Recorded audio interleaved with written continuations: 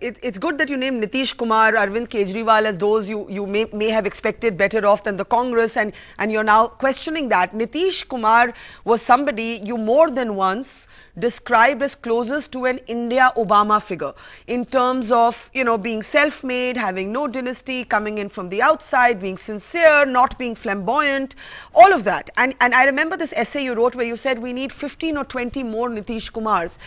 I was personally disappointed with Nitish Kumar's decision to impose prohibition, though I'm aware that many women in rural Bihar would support him on it. But now when you see the whole Shahabuddin fiasco, after that Mohammad Kaif, you see this criminalization returning to Bihar. Would you still say the same about Nitish? So I think he made a Faustian bargain when he allied with Lalu. The principled and honorable thing to do in the last Bihar election of 2015 would have been to fight it alone, even if he got 30 seats or 40 seats. You know, I think credibility and dignity and reputation should have mattered more to him than being returned to power. But he took a gamble and it failed because clearly, you know, Lalu hasn't changed. You know, he remains complicit in the same network of criminality and casteism as he always was. And Nitish may have thought he'd free him, but he hasn't. So in that sense, it was a colossal blunder not going alone. I think that would have been the honorable and self-respecting thing to do.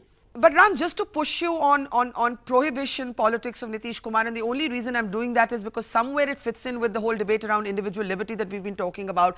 You know, a number of people will tell me, no, it's not the same as beef. There are a number of women who actually asked for it. It was a campaign promise that Nitish made. But as a libertarian, and that's how I think I define my politics, it bothers me that the state should have this mandate to tell me what to eat or drink. And I'm just wondering how you see it.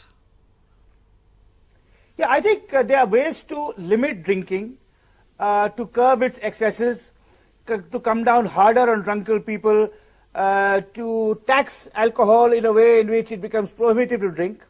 And I think outright bans don't work. Famously in the America of the 1920s and 30s, they gave birth to the mafia and much more criminality.